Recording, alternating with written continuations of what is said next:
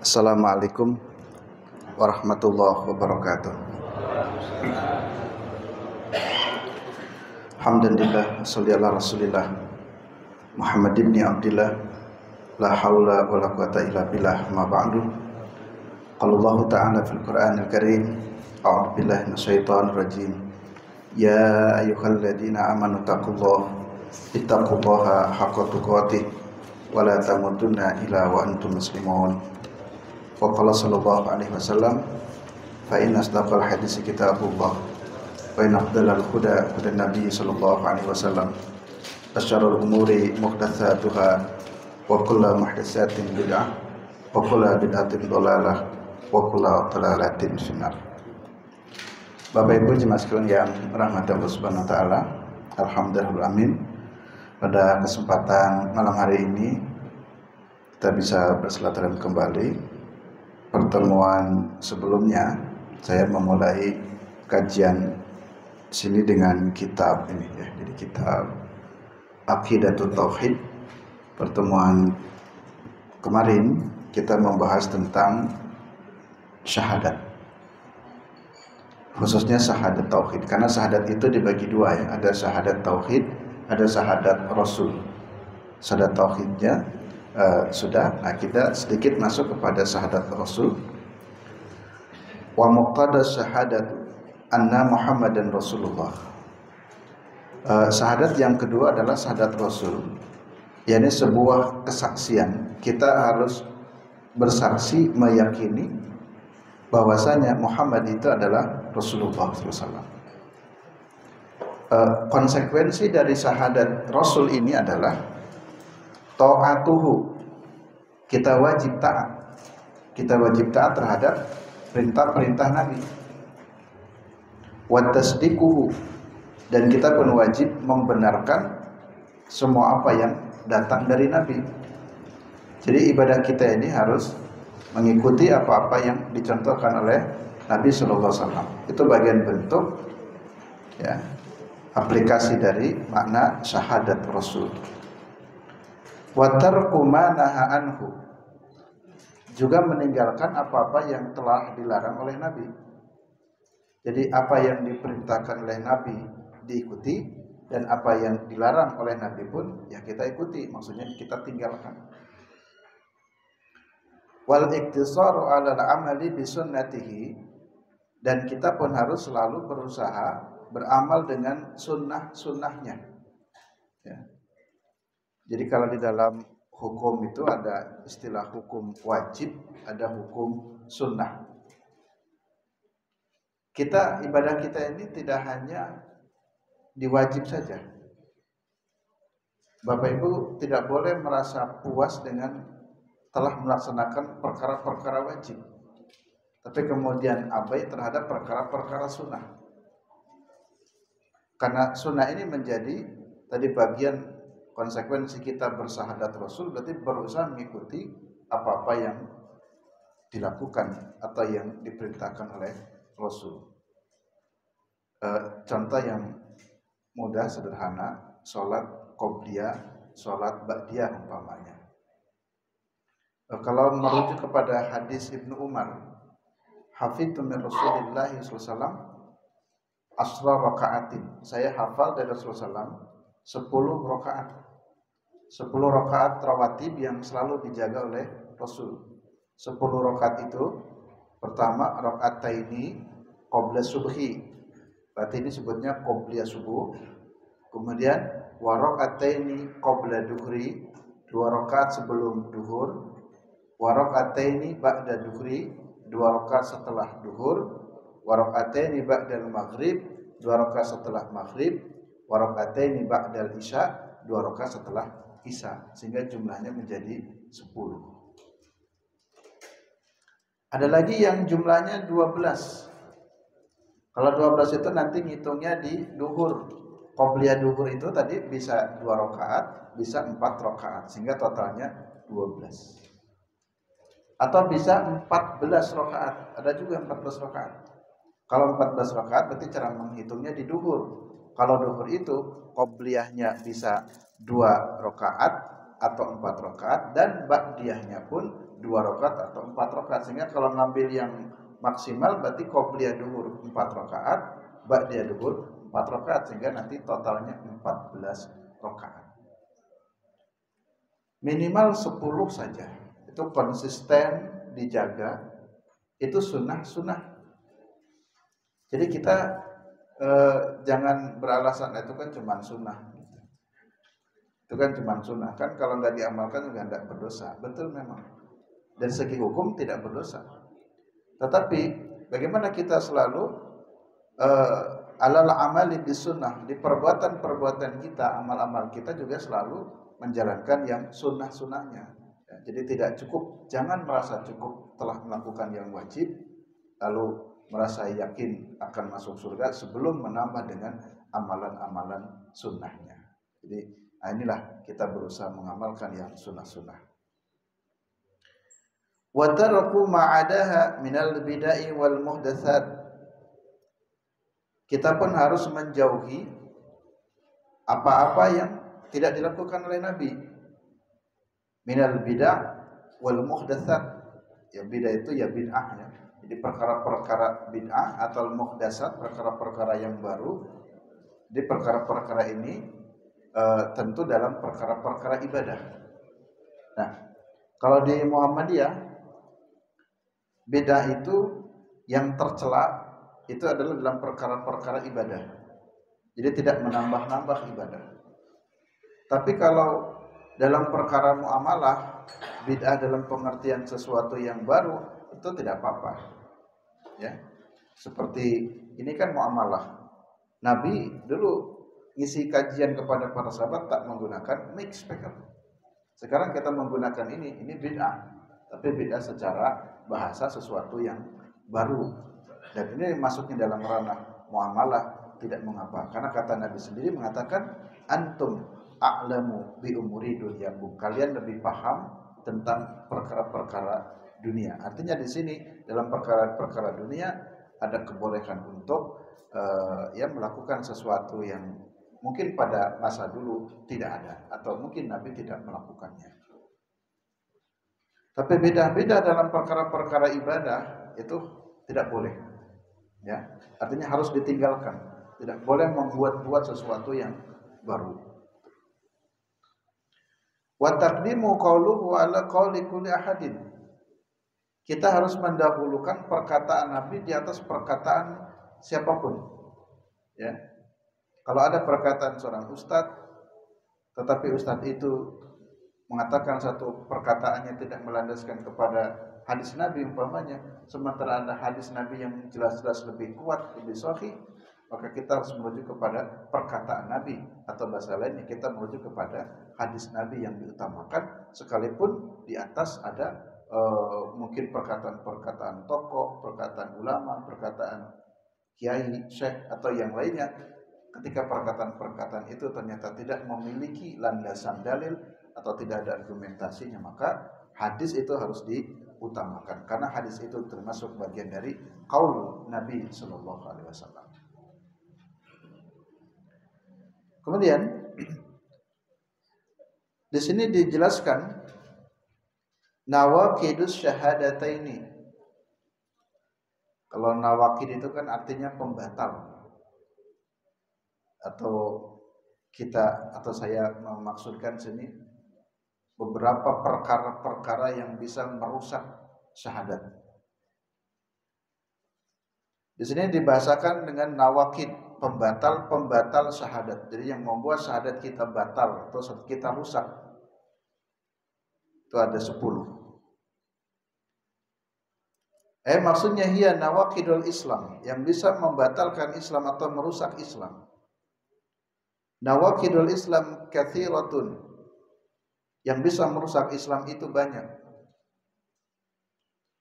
Qad aqada laha al-fuqaha'u fi kutubil fiqhi baban khassan, yang para ulama, para fuqaha telah menulis persoalan ini dalam kitab-kitab fikih secara khusus. Sammuhu babur riddah, yang kemudian disebut dengan bab riddah. Bab riddah itu yang murtad, yang kemudian mengakibatkan keislamannya batal. Wa ahammuha asyaratun. Ada yang harus diperhatikan, ada 10 perkara nawaqid yang dapat merusak syahadat kita. Dzakaraha Syekhul Islam Muhammad bin Abdul Wahhab rahimahullah. Yang ini dijelaskan atau ini menurut pendapat Syekh Muhammad bin Abdul Wahhab rahimahullah, ada 10 perkara yang bisa merusak syahadat kita. Mari Bapak Ibu kita simak baik-baik, jangan sampai syahadat kita menjadi rusak. 10 perkara itu apa saja? Yang pertama, asyirku fi ibadatillah, syirik di dalam beribadah kepada Allah. Ya. Contoh, wa minhu addabahu li ghairillah, melakukan sembelihan bukan untuk Allah.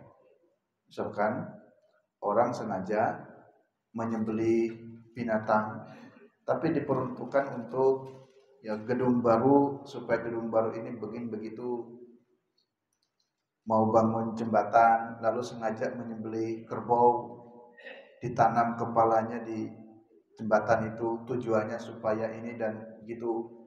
Nah itu syirik. Karena itu syirik, itu merusak akidah kita. Dalam ini kalau Allah Ta'ala, Allah Subhanahu wa taala berfirman, "Innallaha la yaghfiru an yushraka bihi wa yaghfiru ma duna dzalika liman yasha." Allah tidak akan mengampuni dosa syirik. Jadi berat sekali. Allah tidak akan mengampuni dosa syirik, wa yaghfiru duna dzalik ma duna dzalik liman yasha. Tapi Allah akan mengampuni dosa selain syirik. Dalam arti Allah tidak akan mengampuni dosa syirik itu jika dia tidak melakukan pertobatan yang serius. Dosa itu kan banyak. Dosa-dosa kategori dosa kecil. Itu kalau dosa kecil kita bisa dengan beristighfar, insya Allah bisa tertutup. Tetapi kalau orang melakukan dosanya dosa besar, dosa syirik, itu tak cukup dengan istighfar. Dia harus melakukan pertobatan. Ya, tobat nasuha. Wa qala ta'ala, dan Allah juga berfirman, ini ancaman kepada orang-orang yang melakukan kesyirikan. Innahu may yusyrik billah. Siapa orang yang melakukan kesyirikan kepada Allah, faqad harramallahu alaihil jannah, Allah mengharamkan surga baginya. Jadi kalau ada orang yang melakukan kesyirikan, haram masuk surga. Wa ma'wahun nar, dan dia akan ditempatkan di dalam neraka. Saya pernah melihat satu tayangan video makam tertentu, saya lupa di makamnya di makam mana, tetapi setiap orang berziarah kubur dia niat infak sedekah. Jadi di kubur itu makam ada kotak infaknya, jadi dia bersedekah di hadapan kubur atau jenazah yang ada di kubur tersebut. Dan dengan tujuan supaya mendapatkan keberkahan, mendapatkan ini, mendapatkan itu, dan seterusnya. Dan ternyata dalam kurun waktu tertentu, beberapa bulan atau beberapa tahun, itu kan bukan mendapatkan berkarung-karung gitu ya. Nah itu mendapatkan berkarung-karung. Nah, tentu saya menghargai ada keragaman perbedaan pendapat di masyarakat. Tapi secara pribadi, menurut saya kalau mau sedekah kok kayak kurang tepat gitu ya. Jadi tiap ziarah kubur lalu situ ada kotak infak sedekahnya kepada siapa. Kalau mau sedekah mendingan didistribusikan langsung saja kepada yang berhak. Kalau mau bersedekah ada kepada fakir, kepada miskin secara langsung. Jadi tidak di hadapan kuburan-kuburan yang sesungguhnya mereka-mereka yang dikubur itu tidak bisa memberikan manfaat ataupun memberikan madarat kepada orang yang hidup di dunia ini. Nah inilah perkara yang pertama yang bisa merusak akidah kita, itu kesyirikan. Yang kedua, di dalam kitab ini disebutkan perkara yang bisa merusak syahadat kita, man ja'ala bainahu wa bainallahi wasa'itun, menjadikan antara dirinya dan antara Allah ada wasaid, ada perantara. Ini yang dimaksud konsepnya wasilah. Jadi kita tidak boleh berwasilah, tidak ada jarak antara kita dengan Allah. Jadi kalau beribadah langsung saja kepada Allah. Kalau meminta langsung saja kepada Allah. Jadi tidak melalui wasaid atau wasail. Wasilah, perantara. Terlebih lagi yang dijadikan perantaranya adalah orang-orang yang sudah meninggal dunia. Yang orang-orang sudah meninggal dunia itu tidak bisa tadi la tad'u min dunillahi ma la yanfa'uka wa la yadurruka. Jangan meminta kepada seseorang yang dia tidak mungkin bisa memberikan manfaat dan madarat. Orang yang sudah meninggal dunia kan sudah bisa berbuat apa-apa lagi. Jika kamu melakukan itu idan fa innaka minadh dhalimin, maka kalian termasuk orang yang zalim. Jadi tidak ada wasilah. Iyad'uhum, yang di dalam berwasilah itu kemudian memohon kepada mereka. Wa yas'aluhum, meminta kepada mereka syafaat, pertolongan. Mbak, saya minta pertolongan karena orang ini orang yang soleh, seorang tokoh, lalu kemudian berdoa minta keselamatan melalui wasilah ini, orang-orang yang sudah meninggal dunia. Wa yatawakkalu alaihim, kemudian menyandarkan atau bertawakal kepadanya, maka yang demikian itu termasuk perkara yang bisa merusak syahadat kita. Memang di dalam wasilah ada juga perbedaan pendapat. Tapi kalau saya punya pandangan, wasilah itu ada dua macam ya. Ada wasilah yang diperbolehkan, ada wasilah yang dilarang. Wasilah yang diperbolehkan itu kita berwasilah dengan amal soleh, itu boleh.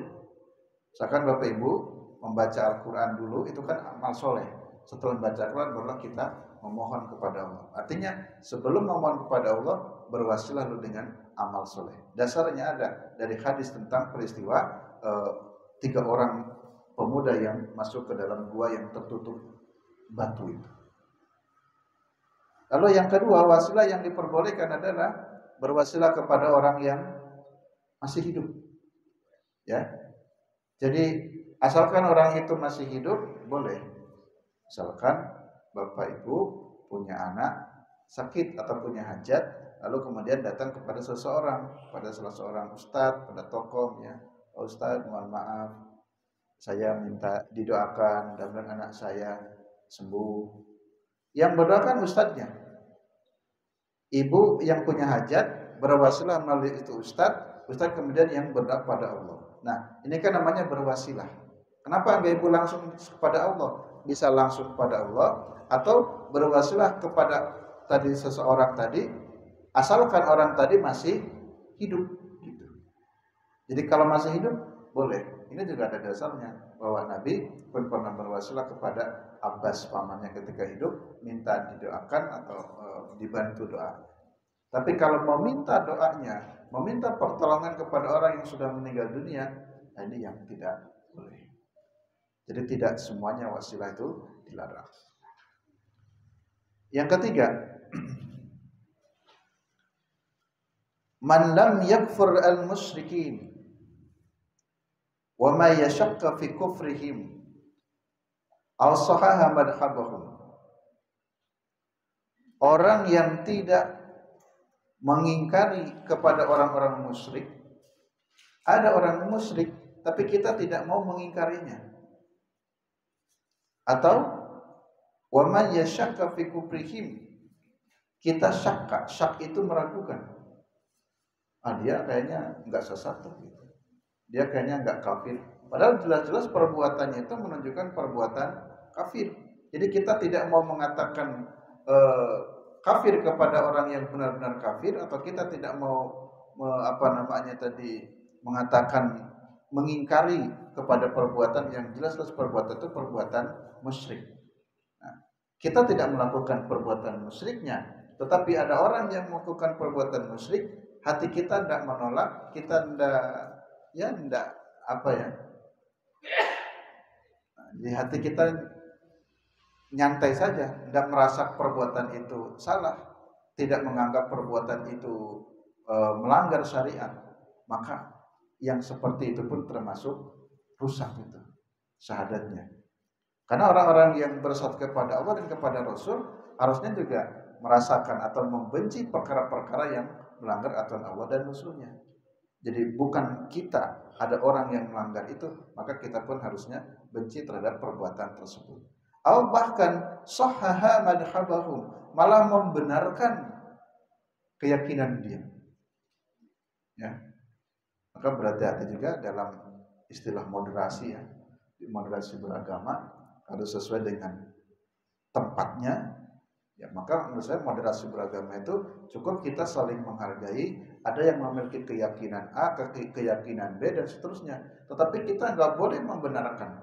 Saya sebagai seorang Muslim, maka saya katakan Islam agama yang paling benar. Di hadapan Allah, Islam yang paling benar. Karena saya sebagai seorang Muslim. Tentu di luar Islam, ya salah menurut keyakinan saya.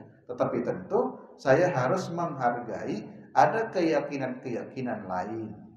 Itu kita hormati. Saya kira itulah moderasinya ya begitu. Tapi jangan ikut membenarkan agama itu juga benar kok. Semua agama itu benar.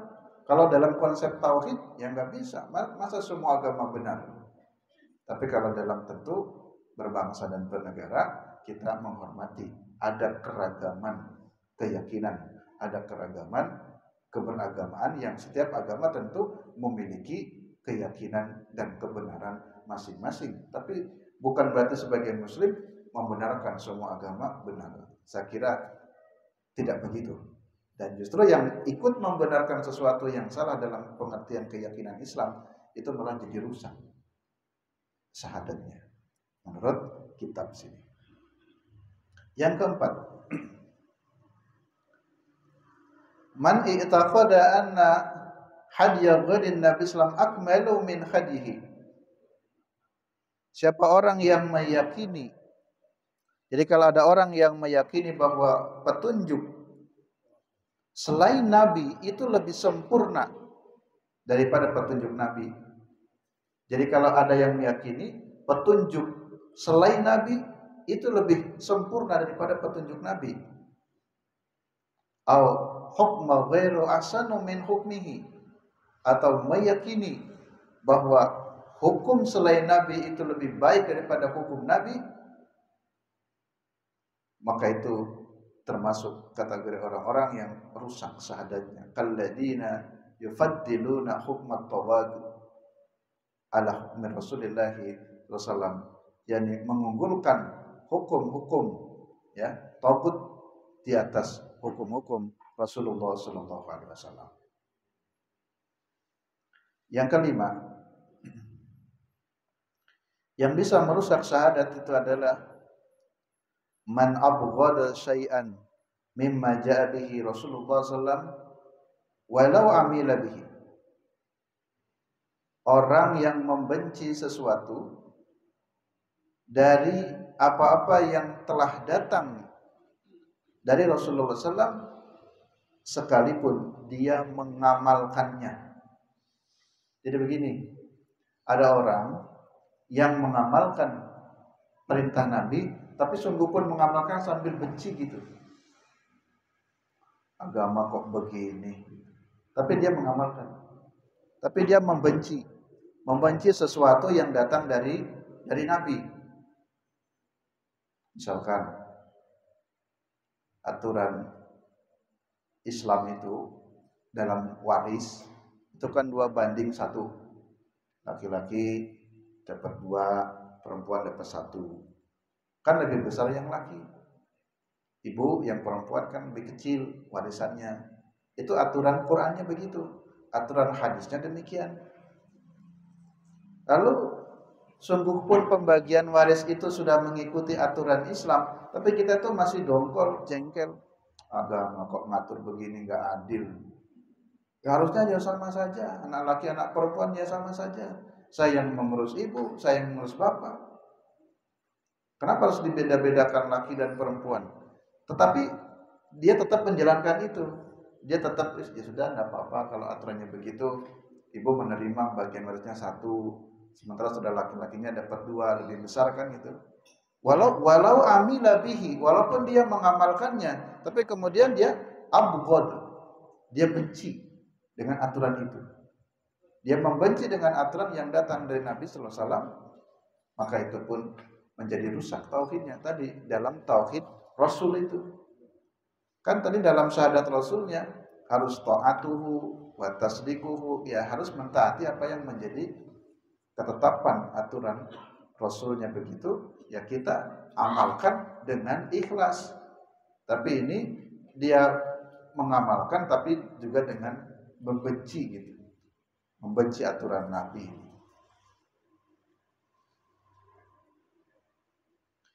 Yang ketujuh, perkara yang bisa merusak syahadat tauhid as-sihru, sihir, ya. Jadi orang yang berbuat sihir, dalam bahasa masyarakat kita banyak namanya ya, ada sihir, kemudian apa? Santet, teluh, apa? Bensin. Nanti bahasa-bahasa daerah kan punya sendiri-sendiri ya. Yang dikenal ada ya santet, ada teluh, tempat saya teluh dan sejenisnya.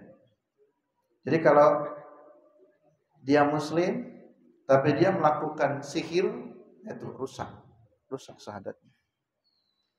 Biasanya, mohon maaf, kahin, dukun, ya, atau sihir itu dia tidak sholat, dia meninggalkan sholat. Kalaupun ada sholat, itu sholatnya yang pura-pura saja, hanya untuk disebut oleh masyarakat kayak masih sholat kok. Tapi sesungguhnya perbuatannya dia seorang dukun, dia tukang sihir, maka rusaklah syahadatnya, rusak tauhidnya. Jadi kalau ada saudara kita, tetangga kita yang masih belajar sihir, masih melakukan sihir, ya harus diingatkan karena itu merusak syahadatnya. Jangankan pelaku sihirnya, dalam hadis Nabi seperti hadis riwayat Imam Ahmad itu, man atta arrafa au kahinan fasaddaqahu bima yaqul faqad kafara bima unzila ala Muhammadin sallallahu alaihi wasallam. Dalam riwayat yang lain, faqad asyraka. Man ata arrafa au kahinan, siapa orang yang datang ke arraf, tukang ramal, au kahinan atau datang ke dukun. Jadi seseorang yang datang ke dukun lalu kemudian fasaddaqahu bima yaqulu, dia membenarkan dengan apa yang dikatakan oleh si dukun itu, maka kata hadis faqad kafar, sungguh dia kafir. Wah, ngeri sekali itu. Dalam riwayat yang lain faqad asyraka, sungguh dia telah berbuat syirik. Jadi orang datangnya saja ke dukun itu sudah syirik, apalagi ini dukunnya, apalagi ini tukang sihirnya. Itu rusaklah syahadatnya. Yang kedelapan, madakhirul musyrikina wa muawanatihim alal muslimin. Menampakkan, dohir itu menampakkan orang-orang musyrik, dalam bahasa lain membantu syiar-syiar kemusyrikan, ya, membantu syiar-syiar kemusyrikan dan yang menolongnya dalam mensiarkan kemusyrikan tersebut. Jadi menurut kitab ini itu gak boleh ya rusak ini. Ini Syekh Dr. Shalih bin Fauzan di pengarang kitabnya, Syekh Dr. Shalih bin Fauzan ini membantu mensiarkan syiar-syiar kemusyrikan, kesyirikan, itu juga bisa rusak akidahnya. Cuman saya pribadi juga kadang-kala susah juga ya kalau sudah berbangsa bernegara kan saling menghormati, lalu kemudian ada acara hari raya agama bersama umpamanya, apalagi yang ASN mungkin ya, wajib mengikuti upacara keagamaan tertentu bersama dalam rangka saling menghormati, lalu seluruhnya ikut menyemarakan tokoh-tokoh. Ini menjelang bulan Desember kan mohon maaf pada istilah Natal ya, tokoh-tokoh Muslim ikut menyemarakan Natalnya atau yang lain-lainnya. Nah ini memang ya kita sedikit ya berhati-hati ya. Jadi, ya, tetap jangan sampai kita ikut membantu mensiarkan yang memang itu di luar keyakinan kita ajaran Islam. Yang kesembilan, dua lagi. Man i'taqada anna ba'dan nas yasu'u al-khuruj min syariati Muhammadin sallallahu alaihi wasallam kama wusul hidril al-khuruj an syariati Musa. Ada orang yang meyakini sebagian sini ba'dan nas. Ada sebagian orang yang meyakini boleh keluar meninggalkan syariatnya Nabi Muhammad SAW sebagaimana Nabi Khidir yang keluar dari syariatnya Nabi Musa. Dan Nabi Khidir tidak mau mengikuti syariatnya Musa. Sebagian orang ini menjadikan dalil berarti boleh kita keluar dari syariatnya Nabi Muhammad SAW. Nah, maka jika ada yang berpendapat seperti itu, ada yang meyakini seperti itu rusak syahadatnya. Dan yang terakhir, yang ke-10, al-i'radu an dinillah. Berpaling dari agama Allah. Berpaling dari agama Allah itu adalah la yata'allamuhu, tidak mau belajar tentang agama ini. Enggak mau ngaji, enggak mau ikut kajian, enggak ingin tahu ya tentang ilmu agama ini. Wala ya'malu bihi, dan tidak mau mengamalkannya. Nah, itulah termasuk orang yang berpaling dari agama Allah. Jadi kalau ada orang yang tidak mau belajar tentang Islam, padahal dia orang Islam, dan juga dia tidak mau mengamalkan ajaran Islam, contohnya sholat, tidak mau belajar sholat, dia juga enggak mau mengerjakan sholat, itu termasuk kategori al-i'rad an dinillah. Dia berpaling dari agama Allah. Jadi kalau terus-menerus begitu, nah itu menjadi rusaklah syahadat tauhidnya.